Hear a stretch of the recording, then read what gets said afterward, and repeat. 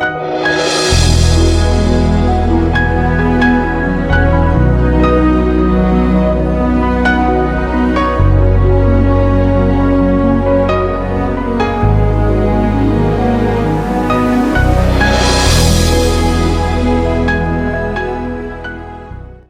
nous allons parler ce matin de la distraction.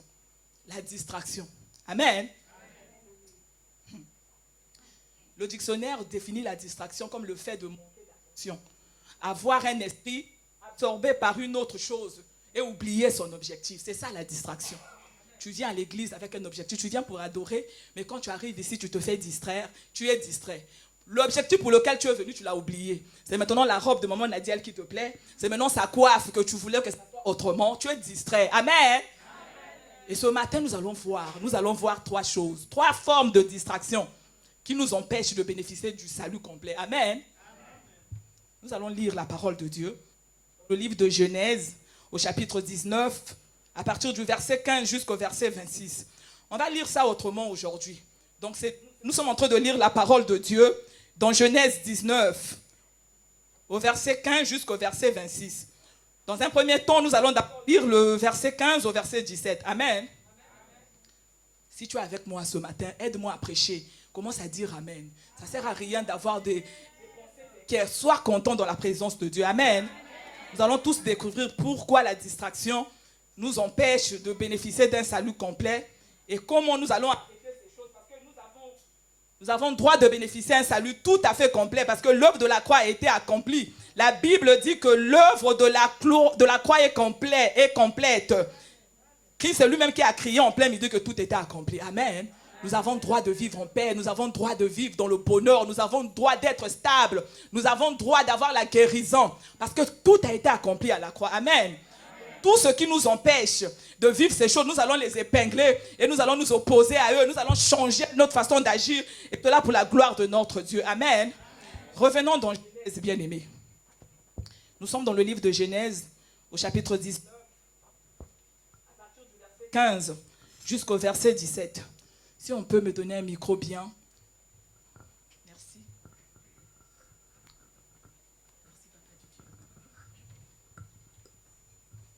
Donc je vais lire dans ma Bible. Il est écrit dans Genèse, au chapitre 19, à partir du verset 15.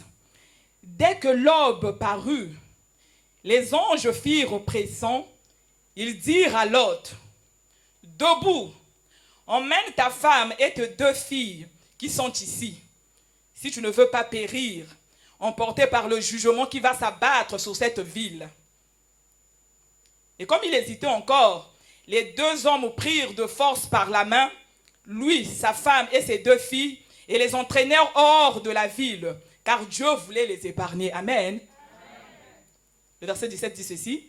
Et une fois hors de la ville, l'un des hommes lui dit, sauve-toi, il y va de ta vie.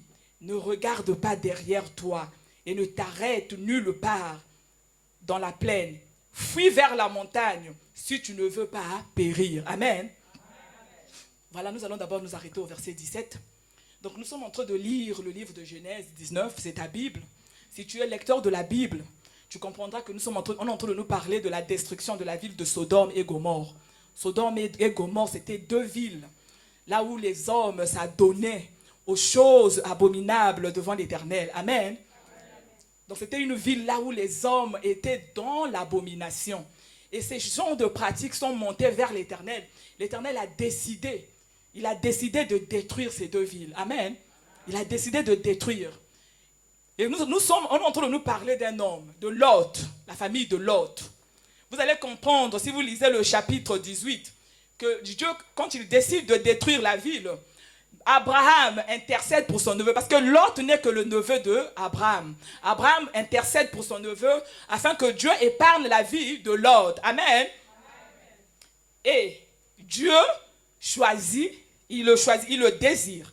Il veut vraiment sauver Lot de Sodome et Gomorrhe. Amen. Il envoie deux anges qui viennent pour inspecter réellement, pour venir établir, c'est-à-dire pour venir pratiquer la sentence que Dieu a décidée concernant ces deux villes. Amen. Voilà l'intercession d'Abraham qui sauve la vie de de Lot. Et les anges arrivent. La Bible déclare, donc je vous fais un résumé du chapitre 1 au moins jusqu'au chapitre 14. Quand les anges rentrent dans cette ville, mais comme c'est une ville, là où l'abomination a atteint son comble, ils entendent là-bas qu'il y a 2 anges qui sont rentrés dans la ville des inconnus. Les habitants de Sodome et de Gomorrhe, comme ils ne peuvent pas entendre qu'il y a un étranger qui est rentré, ils sont dans des pratiques obscures. Ils veulent faire du mal à ces hommes. Amen. Ils veulent faire du mal à ces anges. Donc ils viennent, parce que quand les anges rentrent dans la ville, Lot a la révélation. Excusez-moi, je vais peut-être abuser, vous allez dire. Mais Lot n'est pas distrait. Il reconnaît les hommes, il les invite chez lui. Il dit aux hommes, ne passez pas outre, venez, rentrez chez moi. Ils refusent. Mais Lot insiste, les anges rentrent chez Lot. Et quand les anges sont rentrés chez Lot, les hommes de la ville de Sodome ont dit, c'est pas possible. Lot a gardé les hommes là-bas. Il faudra qu'on aille voir qui sont ces hommes. Amen. Il faudra qu'on aille voir qui sont ces hommes. Ils sont partis voir et ils sont en train de menacer les hommes qui sont dans la maison de Lot. Que Lot puisse les livrer afin qu'ils puissent s'accoupler avec ces hommes. Amen. Et Lot ne le fait pas. Grâce à Dieu, la puissance de Dieu se manifeste. Ces hommes-là sont couverts d'aveuglement et ils ne font pas du mal aux anges. Ça y est dans la Bible ce que je suis en train de dire. Je ne suis pas en train de vous raconter un récit. C'est écrit dans le livre de Genèse 19. Donc pendant que je suis en train de parler, sois comme le peuple de Béré. Tu as tes yeux fixés sur ta Bible. Est-ce que ce que maman Nadia est en train de dire c'est vrai? Amen. Voilà. Et quand ils arrivent, la Bible dit que les anges ne permettent pas qu'on puisse leur toucher. C'est-à-dire que comme ils voient qu'ils sont menacés, ils frappent d'aveuglement ces hommes et ils font rentrer Lot, ils se cachent avec Lot. Et ils demandent à Lot de sortir de cette ville. Finalement, la sentence doit tomber. La ville doit être détruite. Amen. Et les anges conseillent à Lot de sortir de la ville. Tu dois sortir de la ville. Prends ce qui est à toi. Prends tes filles. Tes filles étaient mariées. Demande à tes gendres. Sortez de la ville. Et Lot est en train de leur parler. J'ai reçu de Dieu que nous devons sortir de la ville. Si vous lisez la Bible, les gendres de Job et de Lot, ils n'ont voulu rien savoir. Non. Ils ont dit non, nous on ne va pas. Même Lot, à un moment donné, il hésite. Il n'est pas convaincu. Et la Bible déclare au verset 15 que nous venons de lire que les anges ont même commencé à presser. Ça lui fait pression que tu dois sortir. Parce que Dieu devait tenir sa promesse. Il avait promis à Abraham qu'il devait sortir Lot. Amen. Qu'il devait préserver la vie de Lot. Amen. Voilà. Donc nous lisons le verset 17, le 15 que nous avons lu. C'est pour vous faire comprendre, bien aimé dans le Seigneur, de quoi nous sommes en train de parler. Donc les anges vont forcer Lot. Ils vont même lui tenir par sa main, sa femme et ses 2 filles. Ils vont les entraîner hors de la ville. Parce que Dieu voulait les épargner. Quand tu viens au verset 17, la partie B du verset 17, c'est là où se trouve le problème. Les anges donnent une consigne à Lot. Amen. Les anges donnent la consigne à Lot. Sors de la ville. Mais il y a un détail que tu dois faire. Tu ne dois pas regarder. Amen. Il y a quelque chose que tu dois faire. Quand tu es en train de partir, nous avons sorti de la ville. Et quand tu es en train de sortir, tu es en train d'aller trouver refuge dans la ville à côté. Il y a un détail. C'est tout petit. N'essaie pas de regarder. Ne sais pas de regarder. C'est ce que les anges ont dit à Lot. Excusez-moi, Job, je ne sais pas qu'est-ce qu'il a avec moi aujourd'hui. Je parle de Lot. Amen. Les anges ont dit à Lot et sa famille de ne pas regarder derrière. Donc, ni Lot, ni ses 2 filles, ni sa femme, personne ne devait regarder derrière. Amen. Que Dieu soit loué. Nous sommes en train de parler de la parole de Dieu. Maintenant, comment nous pouvons comprendre? Ils ont écouté, tous ils ont écouté. La femme de Lot a écouté. Les filles de Lot ont écouté. Comment nous pouvons comprendre qu'il y ait retournement de situation? Que cette maman, cette femme, comment nous pouvons comprendre qu'elle puisse regarder derrière? C'est ce que nous voulons comprendre ce matin. Amen. Qu'est-ce qui s'est passé? La Bible décrit que Lot était un homme juste. Dans Sodome et Gomorre, Lot était juste. Il était juste. La Bible ne dit pas que Lot aussi s'accouplait avec les hommes. Non, Lot était un homme juste. La preuve en est, les anges se sont arrêtés dans sa maison. Amen. Les anges se sont arrêtés devant sa maison et il les a reconnus, il les a fait rentrer chez lui. Mais sa femme, la Bible ne parle pas beaucoup de sa femme. On ne connaît pas trop sa femme. La seule fois qu'on nous parle de cette femme-là, c'est par rapport à ce qu'elle va commettre. Amen. Amen. Posons-nous la question. Pourquoi cette femme n'a pas respecté ce qu'on leur a dit? Pourquoi? Elle est mariée à Lot. Tous, ils habitent dans Sodome et Gomorrhe. Tous, ils ont vu comment les anges sont venus les presser, leur tenir la main pour leur sortir de la ville. Amen. Mais qu'est-ce qui s'est passé? La Bible ne dit pas grand-chose. On ne nous dit pas que cette femme-là aussi s'accouplait. Elle s'adonnait aux pratiques de Sodome. Non, non, non, la Bible ne nous dit pas ça. Si c'était ça, si c'était ça, la Bible devait dire, oui, elle faisait ceci, elle faisait cela, non. Mais la Bible ne nous dit pas que la femme de Lot s'adonnait à tout ce qui se passait, donc aux pratiques de Sodome et Gomorrhe, non. Mais elle, son cœur était attaché. Amen. Son corps était attaché, son cœur était attaché à tout ce qui se passait à Sodome et Gomorrhe. C'est-à-dire, elle avait un confort. Elle était à l'aise dans ses pratiques. Elle était habituée, bien aimée. Elle était là, contente. Et c'était difficile pour elle de se détacher, de se libérer de tout ce qu'elle vivait à Sodome et à Gomorrhe. Donc, malgré que Dieu a parlé, ne regarde pas derrière. Elle ne pouvait pas obéir. Son cœur était là-bas. Son cœur était là-bas. N'est-ce pas ton cas ce matin? Essayons de comprendre, bien-aimé. Tu pourras me dire, oui, maman Nadia, mais on parle de la femme de Lot. Essaie de regarder ta vie. Essaie de te regarder ce matin. Depuis qu'on t'a dit, depuis que Jésus-Christ, tu l'as rencontré comme Seigneur et Sauveur, il t'a dit, ma fille, viens à moi. Mais comment tu te bats comme cette femme? Tu es en train de te battre. Tu es attaché tellement à ce que tu aimes. Tu es attaché tellement à ce qui te plaît, même si tu as entendu un ange parler. L'ange a été dépêché pour venir te dire, viens, tu te bats avec. Tu es en train de te battre avec. Amen. Ce matin, la parole t'est adressée, bien-aimé. La femme de Job, c'était une femme distraite. Elle était distraite. On est choqué, mais la femme de Job était distraite, bien-aimé. Elle a vu... La femme de Lot était distraite, excusez-moi, laisse-moi. La femme de Lot était distraite, bien-aimée. C'était une femme distraite. Donc elle était attachée. Elle était attachée à Sodome. Le plaisir de Sodome, elle trouvait son intérêt dedans. Même si elle ne faisait pas, assurément elle disait oui, c'est ça, c'est ça. Et quand le changement est venu, quand Dieu a dit sortez, elle n'arrivait pas. Même si nous lisons un peu plus haut, on dit que même Job a hésité, même Lot a hésité. Lot a hésité de sortir. Les anges étaient obligés de leur presser, de leur tenir la main, de les forcer à sortir de Sodome et de Gomorrhe. Amen. La première distraction que nous voulons épingler ce matin, la première distraction. Donc j'ai choisi 3 distractions. Mais nous allons comprendre la première distraction. Celle qui nous empêche de rentrer pleinement dans la gloire, pleinement dans le salut complet que Dieu nous a donné, est le regard en arrière, le passé. Amen. Note, le passé t'empêche d'avancer. Tu regardes trop en arrière et tu es partagé, ton cœur est partagé. Ton cœur est partagé. Tu penses, si je laisse mes intérêts, mon confort, si je laisse, est-ce que là où je vais, là, j'ai peur de l'avenir. Mais qui t'a demandé de quitter? Ce n'est pas un homme qui leur a demandé de le quitter, de ne pas regarder derrière. C'est Dieu, amen. C'est lui qui sait tout, c'est le créateur du ciel et de la terre. C'est lui qui t'a appelé à lui. Et quand il te demande de quitter, quitte, bien-aimé, amen. Il te demande de quitter, quitte. La maman là était distraite. Elle était distraite. Donc même quand j'étais en train de méditer la parole, j'ai dit, mon Dieu, les anges sont venus.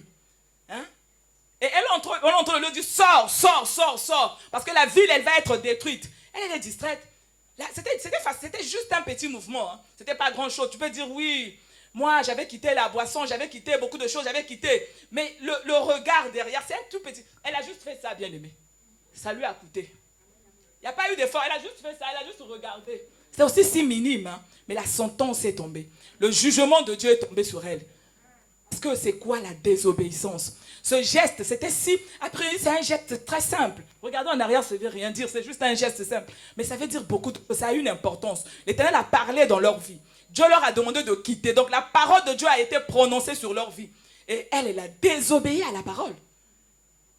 Parce que pour elle, c'était juste un simple geste. Mais pour Dieu, ça avait une importance. Ça signifiait rester sur le charnel. Pendant que Jésus-Christ Dieu voulait qu'ils puissent quitter le charnel, qu'ils aillent dans une autre vie. La vie spirituelle. Cette femme ne pouvait pas. Ses yeux étaient là-bas, dans la chair, dans tout ce qui est charnel, dans les plaisirs de la chair, dans la satisfaction, dans ses mondanités, bien-aimés. Est-ce que c'est ton cas ce matin? Essaie de réfléchir, essaie de voir. Qu'est-ce qui te retient en arrière? Là où quand tu marches un peu, tu t'arrêtes, tu commences à regarder, jusqu'à même parfois à te retourner, à remarcher même. Amen. La parole t'est adressée ce matin, bien-aimé. Ce matin, la parole t'est adressée. La femme de Lot, la Bible ne parle pas beaucoup d'elle. Hein. Si vous lisez la parole de Dieu, vous n'allez pas avoir beaucoup de fois là, le nom de la femme de Lot. Non. C'est 2 fois qu'on a mentionné le nom de la femme de Lot. On ne connaît même pas son nom, on l'appelle la femme de Lot. Jésus-Christ l'a mentionné aussi. On va lire le livre de Luc 17. Est-ce qu'on peut lire le chapitre 17 du livre de Luc, le verset 32 au verset 33?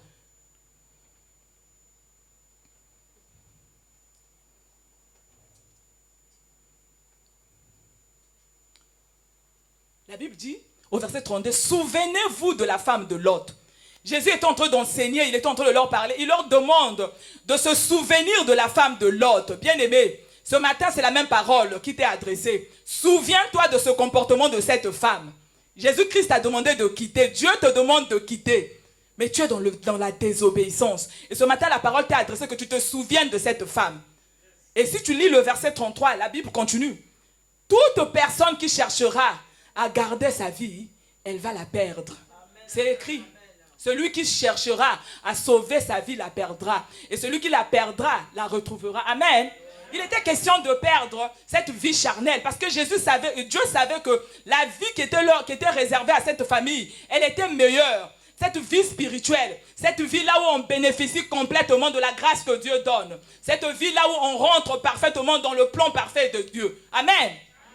La femme a refusé, elle a refusé. Elle était tellement attachée à ce folklore de Sodome et Gomorrhe, voir les beaux gars en train de s'accoupler entre eux. Elle était attachée à ça, ça lui plaisait. Voir les femmes en train de s'accoupler entre elles. Cette femme, elle trouvait son plaisir dans ça. Quand la parole de Dieu vient, elle n'a pas de considération, elle le désobéit. Amen.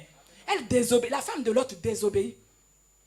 Elle désobéit à la parole, elle fait juste un petit geste. Mais bien aimé, le Dieu qui est compatissant était où? Pour dire, ah, je pardonne, je pardonne, je laisse. Non, il y a un moment donné, tu chercheras le pardon, il n'y aura plus. Parce que la parole t'a été adressée. Amen. Quand Dieu est en train de te dire, c'est l'année de la grâce, bénéficie de la grâce, mets tout ton être, mets tout ton âme, mets tout ton esprit dans ces choses. Bien aimé, que notre attention soit attirée. En quoi ça diffère dans les temps où les gens vivaient, dans le temps de Noé, là où toi et moi nous sommes en train de vivre dans cette... En quoi, qu'est-ce qui est différent? Dans le temps de Noé aussi, les hommes se mariaient, les femmes mariaient leurs enfants, les hommes mariaient leurs enfants, ils buvaient, ils voyageaient, ils rentraient dans les ils partaient en vacances, ils dépensaient leur argent. Mais Noé avait la promesse, il avait l'information que Dieu devait détruire la ville. Amen.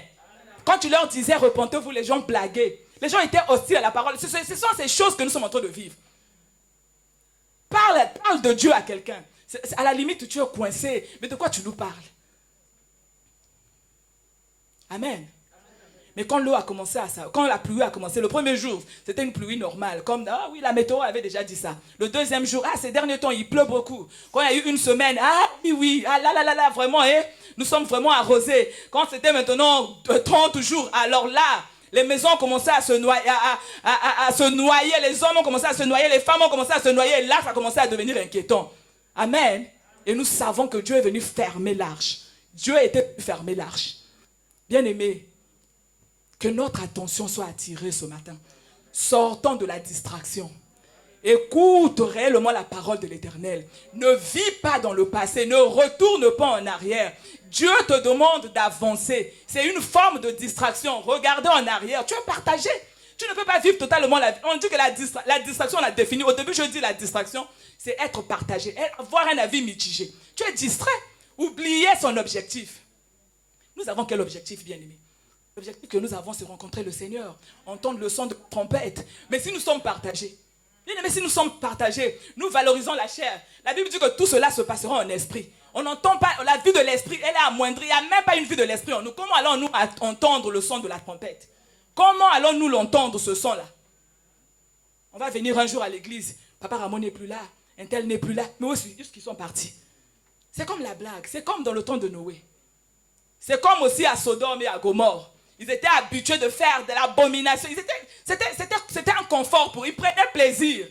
C'est pas ce qu'on voit ici. Il y a des gens qui prennent plaisir à ça. Ça passe dans les télévisions, on encourage, on exhorte. Quand tu donnes un message contraire, tu as même vu, on te traite même de tout ce que vous savez. C'est ce que nous sommes en train de vivre. Il est temps que nous ouvrons grandement les yeux sur la parole de Dieu, bien-aimés. Que nous craignons Dieu. Amen.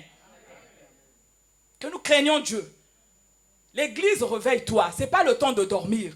De l'autre côté, les gens ne dorment pas. Tout ce que tu es en train de voir maintenant, là, c'est des choses qui ont été déjà scellées à longtemps. L'église ne dort pas. Ne te distrais pas, ne te distrais pas. Jésus-Christ te dit ce matin, souviens-toi de la femme de Lot. Amen. Oh, dis à ta soeur, dis à ton frère qui est à tes côtés, souviens-toi de la femme de Lot. Ce matin, souviens-toi de la femme de Lot. Elle a regardé en arrière. Elle a renié la grâce. Elle a renié la grâce. N'est-ce pas ton cas ce matin? Depuis qu'on nous a annoncé une année de la grâce, est-ce que tu n'as pas renié cette grâce? Tu l'as vraiment réellement considérée? Dieu a dépêché les anges. Maman Nadia, elle pouvait être un ange que Dieu a dépêché pour ce matin pour venir te parler. Mais comme tu es tellement distrait, c'est seulement Nadia, je la connais. Au fait, c'est là aussi. Tu es distrait. Tu es distrait. Peut-être qu'eux, ils ont eu la chance. L'ange a insisté et est venu les prendre par la main. Ce matin aussi, tu peux avoir cette grâce. Je prie que le Saint-Esprit te prenne par la main ce matin. Alléluia. Je prie que l'Esprit de l'Éternel te prenne par la main, qu'il te sorte pour toujours de Sodome et de Gomorrhe. Et qu'en marchant, que tu ne regardes plus en arrière. Que tu ne regardes pas en arrière. Mais que tu obéisses à la loi de l'Éternel. Amen. Que tu obéisses à la parole de Dieu. Bien-aimés, les jours sont mauvais. Nous sommes témoins des grandes choses. Nous sommes témoins des grands changements. Mais nous ne pouvons pas nous comporter comme si de rien n'était. Nous ne pouvons pas refaire les mêmes choses. Nous devons sortir des choses qui nous nuisent. Nous devons sortir, nous devons refuser. Et elle nous dit, cette femme, elle est distraite. Et elle a peur de rien. En plus, pourquoi elle devait regarder en arrière? Tout ce qu'elle a vu, les anges qui sont venus, qui ont été oppressés, son mari qui était en train d'hésiter, jusqu'à ce que les anges leur prennent la main pour les sortir de force. Elle a préféré. C'est sûr qu'elle a fait 2, 3, 4 pas. Après, la musique là-bas me manque. Là, la nourriture de là-bas me manque. Le monsieur là-bas que j'ai vu le matin qui était beau là, il me manque. Non, laisse-moi regarder à quoi là-bas. Amen. Amen. Lisons le verset. Lisons la Bible ce matin, bien-aimés. Lisons la suite. Lisons la suite. Amen. Lisons à partir du verset 24 et nous allons nous arrêter au verset 26. Lisons la Bible ce matin. Le verset 24 dit ceci dans ma Bible. Alors l'Éternel fit tomber sur Sodome et Gomorrhe une pluie de soufre, enflammée par un feu qui venait du ciel de l'Éternel. Il fit venir une catastrophe sur ces villes, ainsi que sur toute la région. Toute la population de ces villes périt, ainsi que la végétation. Le verset 26 dit ceci. La femme de Lot regarda derrière. Elle fut changée à une statue de sel. Amen. La sentence était tombée, bien-aimé. Pendant que Dieu est en train de ravager Sodome et Gomorrhe, elle se plaît à se retourner. La Bible dit automatiquement, ça n'a pas duré. Automatiquement, elle a été transformée à une statue de sel. Amen. On avait mis point à sa vie. Statue de sel, le sel. Bien-aimé, j'étais en train de méditer, j'ai compris. Le sel, c'est quelque chose de bien. La Bible dit que nous sommes le sel de la terre. Hein? Nous sommes là, tu es là, nous sommes le sel de la terre. Mais nous devons avoir une saveur parce que nous devons donner le goût dans ce monde. Amen. Donc si tu es seulement sel et tu n'as pas de saveur, ça sert à rien. Tu dois avoir une saveur. Quand tu es quelque part, les gens doivent vivre. Ah oui, maman Bella est venue, c'est la joie. C'est ça la saveur. Quand tu es quelque part, tu sers. Mais si tu es là seulement, tu es sel, on ne peut rien faire avec toi, il y a un problème. Ça, c'est la Bible qui nous dit, nous sommes le sel. Le sel, on fait beaucoup de bonnes choses avec. Ça nous permet de bien cuisiner. Mais le sel aussi, bien aimé. Le sel. Ceux qui font un peu de géographie. Les mers que Dieu a créées, les mers là, ils sont salés. Mais il y a des poissons dedans. Mais la mer morte, on l'appelle la mer morte. C'est une mer qui existe là-bas. À côté d'Israël, là-bas, elle existe cette mer. La Bible en parle même. Cette mer, elle est tellement salée. Il n'y a aucun poisson dedans. C'est pourquoi on l'appelle la mer morte. Le sel. Donc quand il y a trop de sel, il y a la mort. Amen. morte, il n'y a rien, il n'y a pas la vie dans la mer morte. On a même la capacité, si tu veux, tu peux flotter. Moi j'ai lu, tu peux flotter. Donc, en fait, quand un homme tombe dans l'eau, tu t'enfonces. Mais sous la mer morte, à cause de ce taux de sel qui est très élevé, quand tu tombes sous la mer, tu vas flotter. Tu n'as pas besoin d'un bateau. À cause du taux du sel, la mer morte, il n'y a pas la vie. Le sel, c'est aussi un sujet de malédiction, le sel. Quand Dieu veut emmener une malédiction, c'est avec le sel. Cette mer est maudite, on peut le dire. Il n'y a pas de vie dans cette mer, il n'y a pas. Il n'y a aucun poisson qui vit dans la mer morte. La Bible explique aussi une histoire. Quand on lit dans le livre, je pense le livre de Juges, le roi Abimelech avait tué, il avait rasé un pays, une nation. Et à la fin, qu'est-ce qu'il a fait? Ils ont planté le sel pour que personne, aucune vie soit encore possible sur cette terre. Le sel. Donc la femme de Lot, transformée en sel, il n'y avait plus de vie en elle. Elle était maudite, il n'y a plus rien qui devait sortir d'elle. Amen. C'est ça le sel. Parce que mais pourquoi le sel? Mais Dieu est juste, bien aimé. On pouvait le transformer en serpent pour qu'elle fuit, je ne sais pas, dans la forêt. Non, c'est le sel. La main de cette statue de sel. La mort totale. Il n'y a plus rien de bon qui peut sortir. Rien, c'est mort. Amen. C'est ce que nous voulons. Je vous pose la question ce matin. C'est ce que tu veux? Que Dieu vienne assécher tout ce qu'il a mis en toi? Que Dieu vienne t'enlever toutes les grâces qu'il a mis en toi? Que le salut ne soit pas complet? Est-ce que c'est notre héritage? L'héritage que nous avons du Seigneur. Christ nous demande de bénéficier totalement du salut. Amen. Mais il y a un mais. On nous demande de ne pas.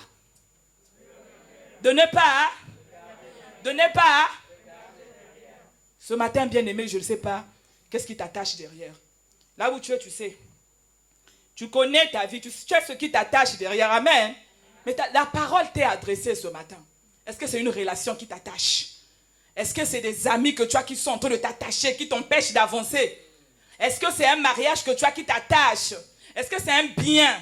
Est-ce que c'est un entourage? Est-ce que c'est quelque chose que tu as hérité qui t'attache, qui t'empêche d'avancer? Dieu est en train de te demander, ma fille, avance. Mon fils, avance. Tu ne peux pas avancer parce que derrière c'est lourd. Ton regard et ton cou est toujours comme ça. Que l'Éternel nous aide ce matin. Amen.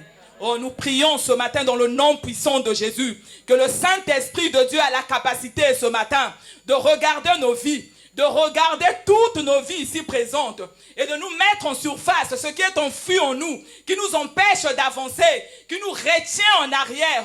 Oh, cela sera notre partage ce matin dans le nom puissant de Jésus-Christ. Amen. Oh, je le déclare et je le crois, bien-aimé. Si tu es d'accord avec moi, tu peux acclamer le Seigneur. Tu peux acclamer le Seigneur.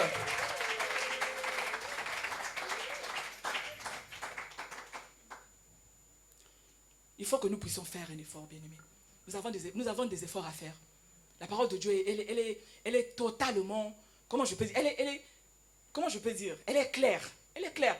Nous avons appris ici que Jésus-Christ a tout accompli. Donc le problème n'est plus. On a compris, depuis qu'on est en train de nous dire ce qui nous empêche. Elle est où la responsabilité de Dieu là? Il n'y a pas de responsabilité de Dieu. La responsabilité, elle émane de nous. Elle émane, c'est à toi. Si tu veux continuer à regarder en arrière, effectivement, tu ne vas pas bénéficier de ce salut. Mais je prie ce matin que cela ne soit pas ton partage. Amen. Amen. Donc nous avons compris que la première distraction, c'est regarder le regard en arrière, vivre dans son passé. Amen. Ça ne sera pas notre partage ce matin. Le peuple qui est venu ce matin écouter la parole, celle que Dieu a envoyé sa parole ce matin, ne vivra pas dans le passé. Amen. Nous allons regarder en avant, nous allons répondre à l'appel de Dieu. Nous allons lui faire, il va devenir notre Seigneur et notre Sauveur. Il prendra le contrôle total de notre vie. Rien ne nous retiendra en arrière, rien ne nous emmènera de regrets. Tu vis dans les regrets. Un enfant de Dieu qui vit dans les regrets. Jusqu'à dire, quand j'étais encore païen, peut-être c'était bien. Mais bien aimé, tu te moques de qui? La Bible déclare, on ne se moque pas de Dieu. On ne peut pas se moquer, tu te moques de ta vie. Il y a des gens qui pensent que quand ils étaient païens, c'était mieux. C'était mieux quand ils étaient païens. Ils ont accepté le Seigneur, c'est l'ennui. La vie chrétienne, ce n'est pas une vie ennuyeuse. Il y a beaucoup de choses. Il y a beaucoup de choses. Il y a beaucoup de choses à découvrir. Il y a beaucoup de choses à découvrir avec Dieu. C'est nous-mêmes, nous ne nous mettons pas. Nous mettons pas tout entier. Nous sommes là en train de réserver, en train de mettre des freins, en train de gérer. Non, c'est donne-lui toute la place. Amen. Nous allons continuer. Il y a un deuxième point que j'ai essayé de souligner, une autre forme de distraction bien aimée. La familiarité. Amen. La familiarité, c'est une distraction. C'est une forme de distraction.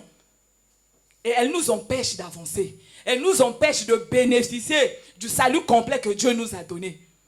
On va essayer de comprendre une chose. Bien-aimé, ne t'habitue pas avec Dieu. Refuse de t'habituer avec Dieu. Ne t'habitue pas dans la présence de Dieu. Tu ne sais pas comment Dieu agit. Quand j'ai commencé ma prière, je vous ai dit que les anges, qui sont des êtres surnaturels, ils sont là. Ils sont devant Dieu tous les jours. Mais eux, ils ne s'habituent pas avec Dieu. Ils ne peuvent pas. La Bible déclare qu'ils couvrent leur visage devant l'Éternel. Ils revèrent l'Éternel. Mais nous, on s'habitue avec Dieu. On s'habitue dans la présence de Dieu. Un enfant de Dieu est en train de mâcher un chewing-gum. Tu es à l'église, là, tu es venu à l'adoration, on est en train de chanter. Tu mâches un chewing-gum, bien aimé. C'est petit, comme le regard de la femme de l'autre, comme ça, là. C'est seulement un petit geste. Mais c'est une distraction. Tu es distraite, en fait. Parce que tu ne sais pas pourquoi tu es là. On ne mâche pas un chewing-gum. Peut-être que nous n'avons pas conscience de la notion d'autorité ou de la notion de révérence. Bien aimé, si le président Macron rentre ici, là, personne ne va s'asseoir. Tout le monde va chercher une position. Mais pourquoi? Lui, c'est un homme. Il a été créé par Dieu. C'est parce qu'on ne voit pas Dieu. Mais la Bible nous dit tout de Dieu. Si nous avons la foi, nous devons craindre Dieu, bien aimé. On ne peut pas se familiariser avec la présence de Dieu. Quand on vient dans la présence de Dieu, l'attitude que nous devons avoir, c'est l'attitude d'enthousiasme. Seigneur, je viens dans ta présence. Je suis là, je me livre à toi. Fais de moi ce que tu veux. Je veux bénéficier de quelque chose. Je ne veux pas que ça soit des moments, Seigneur, en vain. Mais que je quitte ma maison, je veux que je puisse te rencontrer. Fais quelque chose de nouveau. Toi qui n'abandonnes pas tes enfants. Il y a beaucoup de choses à dire à Dieu. Tu ne peux pas te distraire. Il y a des gens dans la présence de Dieu, on est en train d'adorer. Ça, c'est le Wi-Fi, le selfie. Et le direct, bien aimé. Il faudrait que ça s'arrête. Tu es distraite, bien aimé. C'est la distraction. Ça va t'empêcher de bénéficier du salut complet. Et des années, tu vas dire que Dieu, tu vas te fatiguer. Parfois, ce n'est pas des grandes choses que Dieu nous demande. Mais il faut avoir la notion de la révérence. Ne t'habitue pas avec la présence de Dieu. Les gens choisissent, tu viens. Bon, je suis venu à l'église, on s'assoit devant. Bon, le chant là, quand le frère va chanter, ça là, j'aime pas trop. Hein, donc, je suis un peu comme ça. Bon, la chanson là, oh Seigneur! Bien aimé, de qui on se moque? Tu es en train d'accumuler ton héritage à toi. Dieu a déjà tout accompli à la croix. Et tu vas voir que celle qui vient d'arriver, qui est venue peut-être 2 mois après toi, elle vient trouver le mariage ici. Elle vient trouver sa stabilité ici. Elle s'épanouit. On la voit partout, partout. Et toi, ton cœur ne fait que s'enfler parce que tu es distraite. Amen. Ce matin, que tu quittes la distraction, que tu sors de la distraction dans le nom puissant de Jésus-Christ. Oh, tu peux répéter avec moi, je sors de la distraction. La familiarité, c'est une distraction. On va lire la parole de Dieu. Moi, je ne veux pas parler. On va lire, on va voir un exemple de familiarité. Lisons le livre de Marc 6. Marc, le chapitre 6. À partir du verset 1 jusqu'au verset 6. La familiarité. On va comprendre vite fait pourquoi la familiarité est un danger. Pourquoi il va nous empêcher de recevoir les grâces de l'Éternel. Pourquoi elle va nous empêcher de rentrer en profondeur, de bénéficier du salut complet que Dieu nous a promis. Lisons le livre de Marc 6. La Bible déclare, Jésus partit de là et se rendit dans sa patrie. Ses disciples le suivirent. Et quand le sabbat fut venu, il se mit à enseigner dans la synagogue. Beaucoup de gens qui l'entendirent étaient étonnés et disaient, d'où lui viennent ces choses? Quelle est cette sagesse qui lui a été donnée? Et comment de tels miracles se font par ses mains? La suite, s'il vous plaît, que je vais lire dans ma Bible. N'est-ce pas le charpentier, le fils de Marie, le frère de Jacques, de Jose, de Juge et de Simon? Et ses sœurs ne sont-elles pas ici parmi nous? Et ils étaient pour eux une occasion de chute. Les gens du pays de Nazareth étaient habitués de voir le Jésus charpentier. Mais le Jésus qui est venu leur sauver, qui est venu emmener une vie nouvelle, eux, ils ne peuvent pas comprendre. Ils disent, mais c'est qui c'est lui? C'est ça. Tu es ici à l'église. Ton pasteur que tu connais, tu ne connais pas. Dieu a fait grâce que tu le connaisses. Même si c'est ton mari, ou c'est ton frère, ou vous avez grandi ensemble. Mais dès lors qu'on a mis la révérence, dès lors qu'il y a le sacré en lui, change ton regard, bien-aimé. Change ton regard. Ce n'est plus le fils de ta mère. Ce n'est plus ton mari, ce n'est plus ton fils, c'est le pasteur. Amen. C'est l'homme que Dieu a mis au devant de ta vie pour t'emmener quelque part. Amen. Ne t'habitue pas. Ne t'habitue pas, c'est ça la familiarité. Hein? C'est une liberté excessive. Là où tu viens, tu peux... Non, mais horrible. Que Dieu me pardonne, que Dieu nous pardonne, bien-aimés. Que Dieu nous fasse grâce. Après, on se dit, oui, mais nous-mêmes, nous sommes auteurs de nos malheurs. La plupart du temps, c'est nous-mêmes qui creusons nos tombes. Nous n'arrivons pas à avancer parce que nous sommes tellement, nous agissons d'une façon désinvolte avec les choses de Dieu, c'est grave. C'est grave, bien-aimé. Que Dieu nous aide ce matin. Que l'Éternel nous fasse grâce ce matin. Ne te familiarise pas avec Dieu. Tout ce qui est sacré est sacré. Moi, je me suis posé la question. Un jour, j'étais à la maison. J'étais là, l'image m'est venue. Je vois parfois dans les films, hein, Dieu m'a fait, je ne suis pas rentrée dans la maison d'un féticheur. Mais je vois dans le film La maison des féticheurs. On a mis des boules, des rouges, des trucs. Mais quand tu rentres, quand les femmes là qui partaient chez les féticheurs, d'abord elles sont comme ça. Il y a une révérence. Mais tu vois, est-ce que si tu ne connais pas ce féticheur là, s'il te dit pas, va tenir la calebasse, tu vas aller prendre ça. Ou va prendre la boule là, tu vas avoir peur. Ça, parfois c'est du mensonge. Hein. Parfois il n'y a rien dedans, parfois c'est juste des fils rouges. Mais quand il a montré que c'est sacré, toi tu as peur. Mais à l'église, la chair là, pour toi c'est pas sacré. Le ventilo là, mais ça c'est des choses de Dieu. On n'a pas acheté ça avec l'argent de quelqu'un. C'est ton argent, c'est mon argent, c'est l'argent. Donc on a engagé nos vies et on a mis ça là pour que ça puisse participer à l'œuvre. Et on a prié, les hommes ont prié, ont déclaré des choses sur tout ce qui se trouve ici. Tu ne peux pas venir te comporter, tu prends le micro, tu fais n'importe quoi. Il est où? C'est ça, tout ici est sacré. Ne t'habitue pas. Ne t'habitue pas. Moi j'ai peur, bien aimé, j'ai peur. Et là où nous avons appris que Jésus était un sujet de scandale pour ses frères. Dans cette ville, ils ne pouvaient pas reconnaître le Seigneur. Pour eux, c'est le fils de Marie. Ses frères, c'est Joseph. Ses frères, c'est Simon, c'est Jacques. Et Jésus n'a pas pu faire le miracle là-bas. C'est sûr qu'il y a des gens qui étaient malades là-bas, qui n'ont pas pu trouver la guérison. Il y avait des stériles qui n'ont pas pu enfanter. Il y avait des gens qui n'ont pas reçu la grâce parce qu'eux, ils étaient familiers. Ils étaient habitués au charpentier. Le Jésus qui sauve ne pouvait pas les intéresser. Amen. Eux, ils voyaient le charpentier. Oh bien-aimé, je suis venu te dire ce matin, peut-être que tu regardes ton frère comme le frère que tu as connu ici à la résurrection. C'est un danger. Change ta façon de voir ton frère. Change la façon de considérer le lieu de culte. Change la façon de considérer ton pasteur. Amen. Que cela soit ton partage ce matin. Nous voulons tellement rentrer dans notre grâce. Et nous voulons faire attention à ces choses. Amen. Et le Saint-Esprit va nous aider. Ne t'habitue pas avec le sacré. Ne t'habitue jamais avec le sacré. Amen. Et ils ont minimisé Jésus. Et Jésus-Christ était ingénieux, il lui a dit, on ne peut pas être prophète chez soi. On ne peut pas. Donc non seulement, ils n'ont rien reçu de Jésus. Mais c'est normal. Tu ne peux que recevoir, c'est-à-dire tu peux recevoir que la grâce de la personne que tu honores. Tu n'honores pas la personne, comment veux-tu recevoir la grâce? Tu ne peux pas recevoir la grâce. Si on emmène un autre pasteur ici, là, et que si le pasteur invite un de ses amis ici, là, j'ai déjà vu ça ici, les gens viennent nombreux. Mais votre papa qui est là. Parfois, lui, il n'a rien. Parfois, la personne qui est censée vous bénir, c'est celui-là que vous n'êtes pas en train de regarder. Soyons sages, bien-aimés. Faisons attention. Église du Seigneur, faisons attention. Changeons nos façons d'agir, même dans nos maisons. Tes enfants qui sont là, tu es incapable de les honorer. Tu fais que les insulter, les envoyer. Quand les enfants des autres viennent, on va préparer 3 poulets aujourd'hui. Mais bien aimé, mais qu'est-ce qu'il y a?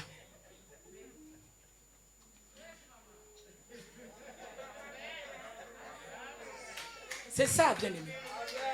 La familiarité, faisons attention. Tes enfants là, parfois, c'est eux là qui sont là, que Dieu a mis à côté de toi là pour te donner quelque chose de précieux. Les gens qui habitent avec toi, tu les considères. Toi, tu préfères faire attention aux étrangers. Il y a un problème, bien aimé. Sortons de la familiarité. Sortons de la familiarité, bien-aimés. Ça nous emmène que du retard. Ça nous fait que du mal. Il n'y a rien de bien dans la familiarité. Nous avons vu l'exemple de Jésus. À Nazareth, il n'y a pas eu beaucoup de miracles. Il n'y a pas eu beaucoup de miracles. On a dit que il y avait seulement quelques personnes étaient guéries.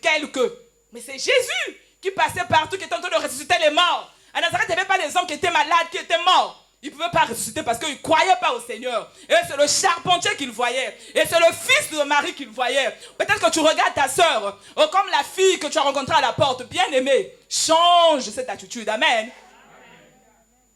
Ne te familiarise avec personne. Nous sommes en train de parler du côté mauvais de la familiarité. Mais la familiarité en elle-même, elle a aussi un bon côté. Nous sommes une famille. Nous sommes une famille, on est censé se faire du bien. Parce que l'église, les gens interprètent mal. Non, nous sommes ici, chacun de nous est sujet de grâce pour une personne.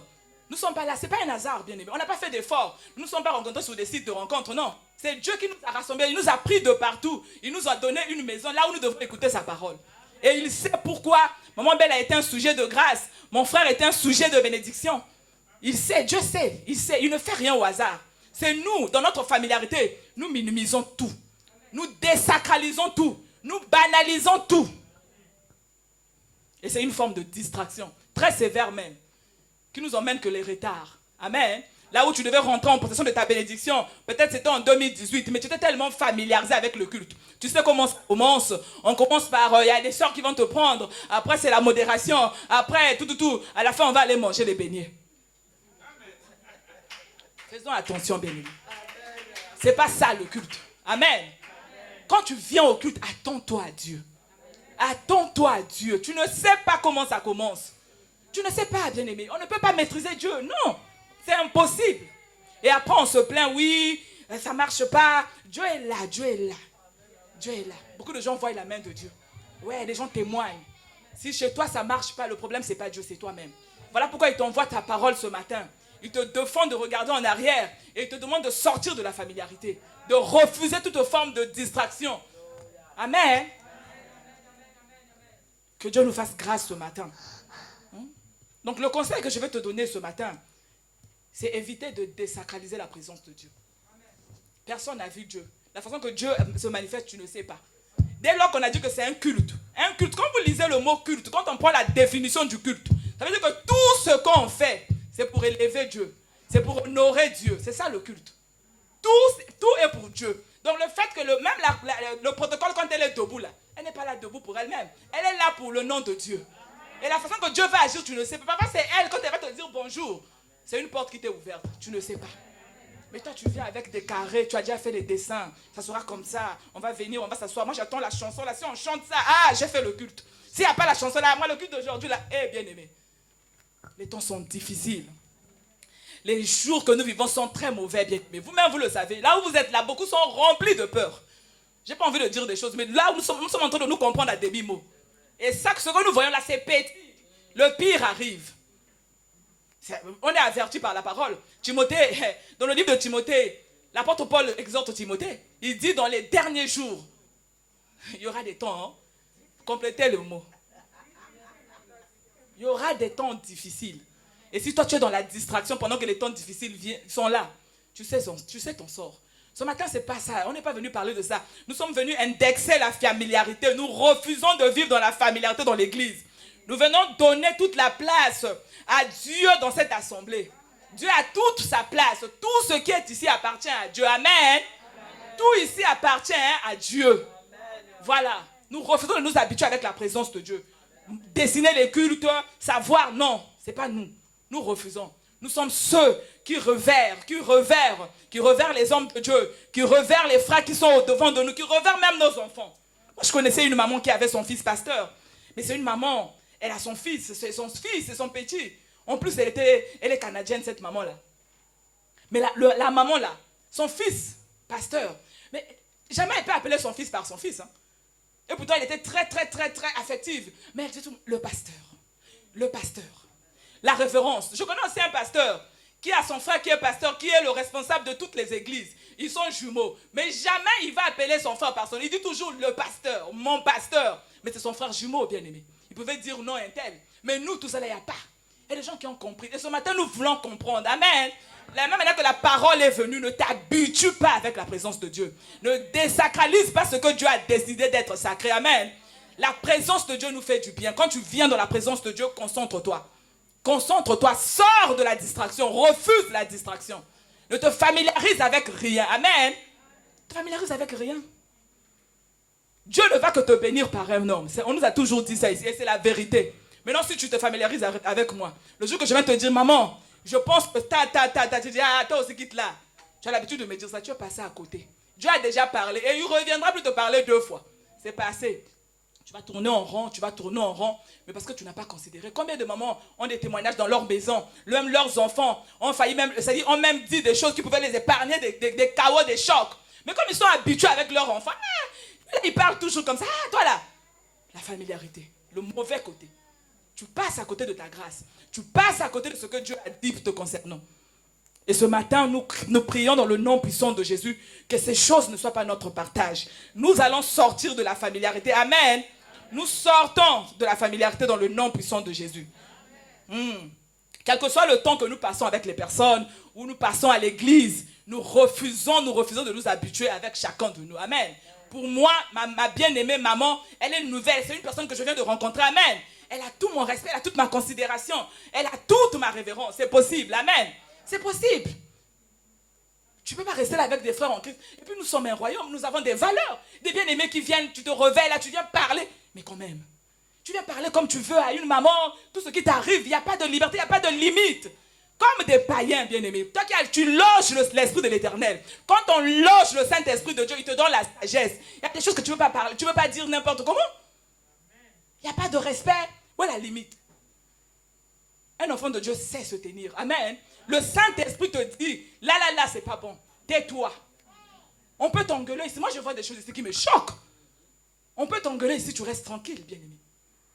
Tu restes tranquille, tu ne sais pas. Dieu ne parle que par des hommes. Dieu ne parle que par des hommes. Dieu ne parle que par sa parole. Mais nous, on est ailleurs. Peut-être que nous attendons que les anges tombent du ciel. C'était fini ce temps. Amen. Ils ne tomberont plus du ciel. C'était fini. Si tu attends, tu ne verras pas un ange tomber du ciel pour venir te dire, je suis là. C'est fini. Là, tout est là. Amen. Amen. Que l'Éternel nous aide ce matin. Gloire. Amen. Que le nom de l'Éternel soit loué. Il y a une autre forme de distraction. C'est la dernière que je vais épingler. C'est le refus des défis. Alors là, si tu refuses les défis, tu es distrait. Amen. Tu es dans la distraction, tu refuses. Beaucoup de gens refusent les défis. Quand il y a un défi, c'est la catastrophe.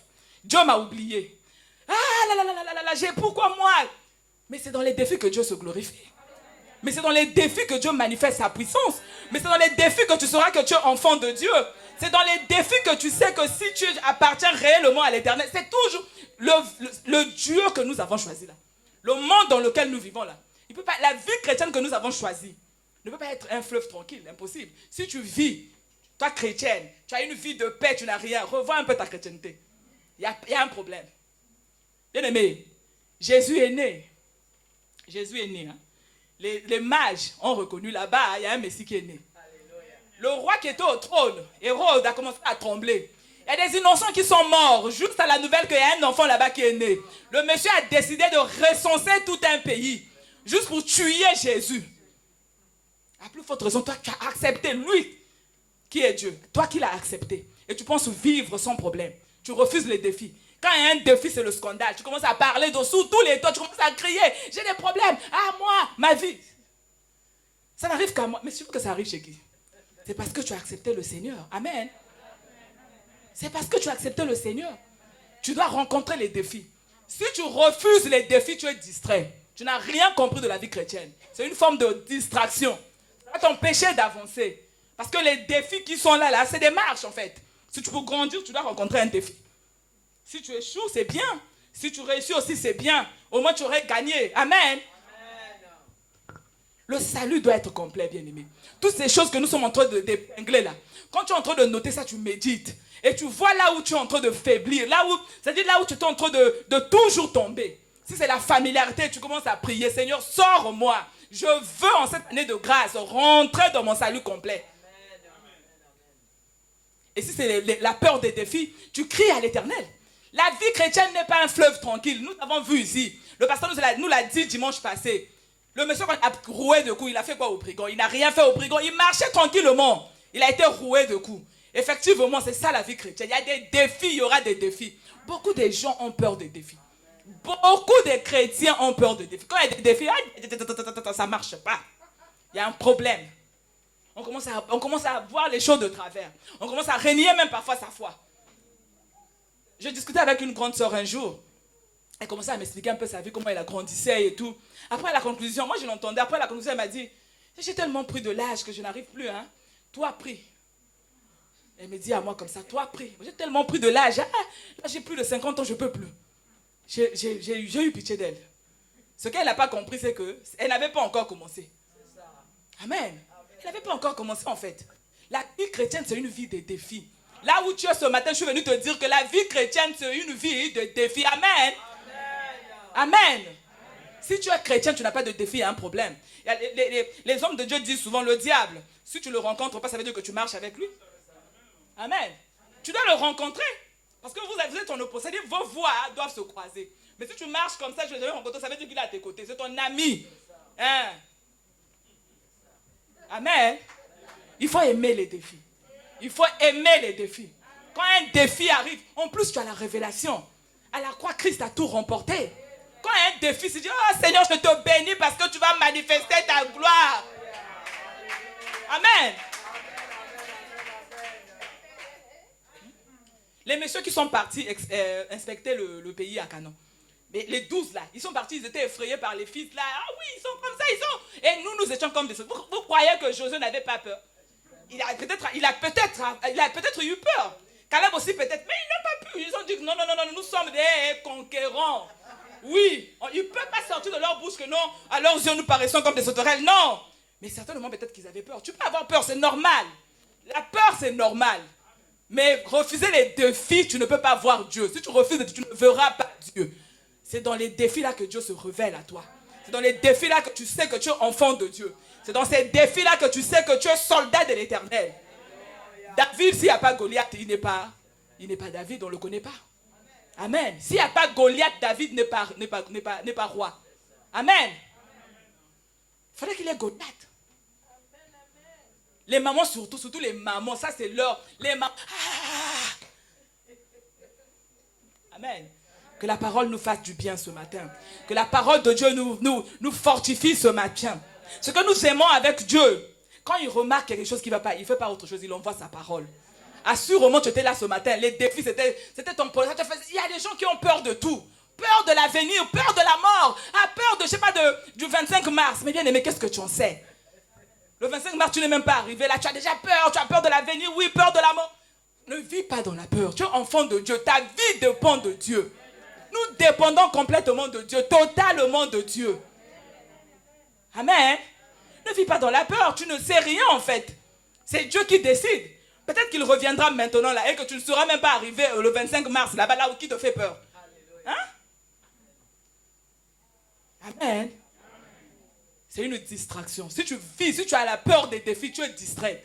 Je suis venu te dire que tu es distraite. Il faut aimer les défis. Amen. Et il y a une mentalité que tu dois avoir. C'est celle-là que je suis venu te communiquer ce matin. C'est celle-là que je suis venu te dire ce matin. Il faut avoir la mentalité d'un conquérant. Amen. C'est la mentalité de Josué. On va lire dans Josué 1. Même à la maison, vous pouvez lire dans Josué 1. Vous allez lire, c'est un conquérant, Josué. C'est ce que je vous ai dit. Il a la mentalité de conquérant, Josué. Il est parti, il a été mandaté, il a été envoyé comme nous. Nous avons été envoyés sur cette terre. Nous sommes mandatés par le Seigneur. Ta vie n'est pas un hasard. Tu as été envoyé ici par Jésus. Donc tu es un conquérant. Il a déjà tout remporté à la croix. Il a fait de nous plus que vainqueurs. Donc la victoire que lui a remportée à la croix, nous la partageons totalement. Nous sommes plus que vainqueurs avec lui. Et pourquoi tu t'arrêtes? Pourquoi tu es troublé? Pourquoi tu es effrayé? Pourquoi tu es perdu? Tu es un conquérant bien-aimé. Je suis venu te dire, il faut avoir la mentalité de conquérant. Sors de la distraction et manifeste la mentalité de conquérant. Un conquérant a toujours un moral. Il ne peut pas dire les choses telles qu'il le voit. Il dit les choses selon la parole. Amen. C'est comme ça. Eux, ils sont partis voir là-bas. Qui leur avait dit qu'à leurs yeux, ils paraissaient comme des sauterelles. Ça, c'est eux. C'est avec leur mentalité. Mais les concurrents, José et Caleb, ils ne peuvent pas dire ça. Ils ne peuvent pas. Lisez même à la maison, bien aimé. On n'aura pas peut-être le temps. Lisez le livre de Josué. Ils ne peuvent pas dire que non, à leurs yeux, je paraissais comme... Non. Ils ont la mentalité des conquérants. C'est ça, les personnes qui n'ont pas peur de défis. Ils ont la mentalité des conquérants. La personne qui n'a pas peur de défis a une mentalité d'un combattant. Amen. Je sais ce que je dis, bien-aimé. Un militaire, il veille sur son moral. Amen. On l'envoie en guerre. Il ne sait pas s'il va revenir. Mais moi, je les vois. Ils sont obligés de chanter. Ils ont des chants pour travailler leur morale. Pour aller affronter la mort. pour aller affronter les difficultés, pour aller affronter tout ce que l'ennemi peut leur présenter. Ils sont obligés de chanter. Le monde ne vous enseigne pas bien. Les militaires, ça, vous n'avez jamais vu, vous les voyez là. C'est le moral qui travaille. Ils doivent avoir un moral haut. Parfois, tu les vois là avec l'arme. Hein. L'ennemi est en train de... Les armes sont en train de crépiter, ils avancent. Parce que le moral est blindé. À plus forte raison, toi. Tu dois avoir la mentalité de combattant. Tu loges le Saint-Esprit. Tu loges le Saint-Esprit. Et l'Esprit de Dieu doit te communiquer la témérité, la force. Amen. Tu dois être téméraire. Un enfant de Dieu doit être téméraire. Il y a la dit, tu es là, tu es en train de rokamanda rabaka sheke. Parfois, je vous épargne des témoignages. J'aime pas. Un jour, je suis partie à l'hôpital. J'étais le sujet de scandale de tous les médecins là, dans cet hôpital. Là. Ils sont venus là, en train de parler, en train de... J'ai dit à la dame qui me suit là, madame, je peux partir? Je lui ai dit comme ça, je lui ai dit non mais, docteur, on a fini, je peux partir. Mais non, mais j'étais en train d'expliquer ton cas à mes collègues. Au fond de mon cœur, j'ai dit, regardez ceux-là. Ils sont distraits. C'est avec moi que vous allez venir faire vos expériences. Finissez, je vais prendre mon sac, je vais partir. Demain, quand je vais revenir, si vous voyez encore ce que vous êtes en train de dire là, donc je ne suis pas la fille de l'Éternel. On doit être téméraire. Il faut chercher la... Un enfant de Dieu est téméraire. L'esprit que tu as, le Saint-Esprit, c'est l'esprit de force. C'est un esprit de force, bien-aimé. Et ça t'emmène la témérité devant les épreuves, devant les problèmes. Tu es là, tu n'es pas celui qui tremble. Tu ne peux pas trembler. Si tu trembles, tu es déjà... Imaginez un soldat qui va au combat, qui est en train de trembler. Je suis mort. On peut même pas compter sur toi. On peut même te chasser de l'armée. Tu ne sers à rien. Nous sommes là, on avance. Nous, on ne chante pas n'importe, on chante pas pour travailler le moral. Le moral est déjà travaillé par le Saint-Esprit. Le Saint-Esprit travaille déjà le moral. Amen. On est là. La mentalité des combattants. Amen. C'est ce que nous devons avoir, bien-aimés. Il ne faut pas avoir peur des défis. Il ne faut pas avoir peur des défis. La Bible dit que nous sommes soldats de l'Éternel. Et Jésus-Christ est le chef de l'armée. Non, mais j'aime la parole. Bien aimé, c'est parce que, c'est-à-dire, on a des problèmes parce que nous ne lisons pas la parole. Et papa, il y a aussi autre chose que l'ennemi emmène dans nos vies. Il nous enlève la définition des choses. Il nous enlève le sens des mots. Or que l'ennemi sait, les mots ont leur sens. Tous les mots ont leur sens. Et regarde, le français, on utilise les mots pour expliquer les choses. Donc quand il y a un mot et que tu ne comprends pas, arrête d'abord sur le mot. On dit Jésus-Christ est le chef de l'armée de l'Éternel. Mais c'est qui l'armée de l'Éternel? C'est toi et moi, les anges, et tous ceux qui sont dans les cieux. Amen. L'armée de l'Éternel. C'est toi et moi, les anges, tout. Et le commandant en chef de l'armée, là, c'est Jésus-Christ. Amen. N'est-ce pas, Jéhovah Sabaoth, son nom? Et toi, tu frémis devant les défis. Tu trembles. Tu es là, tu pleures, tu t'assois. Je ne sais pas, tu remets en cause ta chrétienté, bien-aimé. Tu remets en cause ta chrétienté. Tu es un soldat de l'Éternel. Tu es conquérant et tu es combattant. C'est ça. Tu es combattant, tu es là. Tu es gagnant d'âme. Tu n'es pas quelqu'un qu'on blague avec. Tu loges le Saint-Esprit. Je ne sais pas si nous on réalise que nous logeons l'Esprit de Dieu. On ne blague pas avec nous. On ne blague pas avec nous. Ce n'est pas des slogans. On ne dit pas ça. Tu arrives là, même si ça ne va pas, tu restes. Je dis, Saint-Esprit, j'ai confiance en toi. J'ai confiance. Ça, là, c'est la queue qui tombe. La tête a été coupée. La tête a été coupée. La victoire, elle est nôtre. C'est comme ça. Bien aimé, ce n'est pas autrement, mais c'est comme ça. Si tu connais ces choses, tu ne peux pas avoir peur des défis. C'est une forme de distraction. Amen. Et ce matin, si tu es là, tu es en train de m'écouter. Et tu as peur, tu as toutes les peurs. Peur de mourir, peur de manquer, peur d'être au chômage, peur de vivre dans le célibat. Tu as toutes les peurs possibles. Je t'ai emmené la parole ce matin. Amen. La parole t'est adressée ce matin. Et Josué a reçu de l'Éternel cette parole. Lisons le livre de Josué, bien-aimé, au chapitre 1, au verset 9.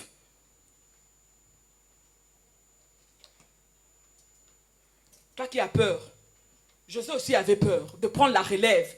Il avait peur de prendre la relève de Moïse. Il avait peur, Josué. Et l'Éternel ne l'a pas laissé. L'Éternel a parlé. Dieu a parlé. Dieu a parlé à Josué. Ne t'ai-je pas donné cet ordre? Dieu donne même un ordre. Fortifie-toi et prends courage. Ne t'effraie point. Ne t'épouvante point. Car l'Éternel, ton Dieu, est avec toi dans tout ce que tu entreprendras. Amen. Oh, si j'étais toi, je devais acclamer la parole. Si j'étais toi, je devais acclamer la parole. Toi qui vis dans la peur, si j'étais toi, je devais acclamer la parole. Toi qui as peur de tout. Amen. Dieu te le dit ce matin. C'est un fait de ça ton verset. Si tu as peur, tu vis dans la peur des années, tu te réveilles le matin. Ah, il y a encore le jour qui s'est apparu. Ah, j'ai peur, Seigneur. Comment je veux vivre? Enfant de Dieu. Les murs ont des secrets. Hein. On est là, quand on vient à l'église, on met un peu le make-up de tous les mamans. On est là. Mais quand on rentre, pour voir les murs nous regarder, moi, c'est elle va encore venir pleurer ici. Amen. On vient ici, on voit les autres. Ah ouais, mon Dieu. Mais quand on rentre dans nos maisons, les murs nous regardent, c'est elle est revenue encore. Elle va venir pleurer ici. Elle va venir... Hein? Oh, que Dieu nous aide. Amen. Ça ne sera plus notre partage dans le nom puissant de Jésus. Alléluia. Nous allons changer de mentalité. Amen. Nous allons changer de mentalité. Nous allons changer de mentalité. La peur nous quitte. Et pour toujours, au nom puissant de Jésus, nous sommes soldats de l'Éternel. Nous sommes combattants de l'Éternel. Et l'armée à laquelle nous appartenons a pour chef suprême Jésus de Nazareth. Amen. Il n'échoue jamais, bien-aimé. Il gagne tous les combats. Il a déjà tout gagné. Et nous marchons dans la victoire. Amen. Nous combattons dans la victoire. Tu es dans la victoire. C'est qu'est-ce qui t'effraie? C'est qu'est-ce qui t'effraie? Tout est dans la parole, bien-aimé. Tout se trouve dans la parole. Sortons de ces trois distractions. Nous les avons citées. La femme de Lot, elle a fait juste un petit geste. Elle a regardé en arrière. Voilà. Elle a désobéi à la parole de Dieu. Elle n'a pas voulu écouter ce que Dieu leur a dit. Elle était attachée aux mondanités de Sodome et Gomorrhe. Et nous avons vu son sort. Sa vie a été transformée en statue de sel. Il n'y a plus rien qui peut sortir de cette femme. Et on n'a plus parlé d'elle. Jésus-Christ, même en train d'enseigner, il nous a demandé, il nous donne un avertissement. Il dit, souvenez-vous de la femme de Lot, qui a voulu conserver sa vie du monde, qui a voulu préserver ses choix dans le monde, qui a voulu conserver son confort mondain, et qui a refusé de donner toute sa vie au Seigneur, qui a refusé de donner toute la place au Maître, qui a refusé de suivre la grâce, qui a blagué avec l'œuvre, qui a joué avec la grâce. N'est-ce pas, Jérémie dit que maudit soit celui... Non, ce n'est pas ce que je voulais dire. Maudit soit celui qui fait avec négligence l'œuvre de Dieu. Aussi maudit soit celui qui bafoue la grâce de Dieu. Tu ne peux pas blaguer avec la grâce. Je vous ai dit ici là qu'on pouvait pas, c'était juste un petit geste. Mais Dieu est amour. L'amour de Dieu était où? Elle a foulé au pied la grâce de Dieu. Elle a blagué avec. Elle s'est habituée avec les choses de Dieu. Elle dit non, je préfère penser à juste un petit geste. Elle n'a pas compris. Ses enfants et son mari, ils étaient partis. Elle était restée là-bas. Vous voyez que l'autre ne pouvait pas dire aux anges. Déjà, si vous lisez le verset un peu plus devant, il était en train de négocier avec les anges. Hein. Il leur a dit, non, je ne veux pas aller dans la montagne, je préfère rester dans la vallée. Les anges ont dit, oui, on te l'accorde. C'est parce que nous ne lisons pas à lire, c'est écrit. Mais l'autre pouvait s'arrêter pour dire, mais pourquoi vous avez transformé ma femme en sel? Non, c'était plus le temps. Le temps de plaider était fini. C'était le temps de subir la sentence de l'Éternel. Amen. Amen. Je suis venu te dire ce matin, ne cherche pas à subir la sentence de l'Éternel. Ça ne sera pas ton cas. Ça ne sera pas le cas de la... Nous sommes dans notre année de la grâce. Nous sommes dans notre temps de grâce. Et nous refusons de fouler aux pieds la grâce. Le salut que Dieu nous a donné à la croix, il doit être complet dans nos vies. Nous allons sortir de ces distractions. Ces distractions ne vont pas nous rendre captifs. Au nom puissant de Jésus. Ni la familiarité, ni la vie de regarder en arrière, de vivre dans le passé, ni la peur des défis ne vont nous arrêter cette année. Ne vont nous empêcher de rentrer dans le plan parfait de Dieu. Si je t'ai fait du bien ce matin, tu vas te lever, tu vas acclamer l'Éternel. Oh, tu vas pousser des cris de joie. Tu vas reconnaître la bonté de Dieu dans ta vie. Là, tu es en train d'acclamer pour maman Nadiel. Ah, si tu as compris, si tu avais entendu le conseil de Jésus qui a dit que tu te souviens de la femme de Lot, le sort de la femme de Lot, tu devais avoir peur, tu devais commencer à pousser les cris de joie.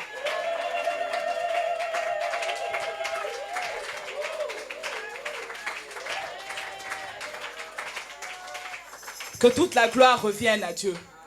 Nous allons prier, nous avons nos mains sous nos cœurs comme ça. Seigneur, nous te disons merci pour cette parole. Elle qui n'est pas sortie en vain. Elle est sortie avec un objectif, pour une mission, Seigneur, précise. Elle est venue nous faire du bien. Elle est venue nous relever, Seigneur. Elle est venue nous faire quitter de quelque part. Elle est venue, Seigneur, oh Dieu de gloire, accélérer notre marche. Elle est venue, Seigneur, oh Dieu de gloire, nous sortir des retards que nous avons accumulés dans nos vies, Seigneur, par notre façon d'agir, par notre façon de considérer la grâce. La familiarité que nous avons, Seigneur, oh Jésus de Nazareth, nous avons apprécié hier. Nous sortons de cette familiarité. Seigneur, la vie dans le passé, aimer le passé, vivre dans le passé, regarder tout le temps en arrière, qui était notre partage. Nous sortons de ces choses ce matin. Et la peur des défis, Seigneur, qui nous connaît, Seigneur, oh Jésus de Nazareth. Alléluia. Une posture des faibles, une posture des perdants, une posture, Seigneur, oh Dieu de gloire, des peureux. Cette peur nous libère ce matin à cause de ta parole et à cause de l'Esprit de Dieu. Alléluia, qui est en train d'agir en notre faveur ce matin. Que ton nom soit loué et que la gloire te revienne. Merci pour tout. Dans le nom puissant de Jésus, nous avons ainsi prié. Amen.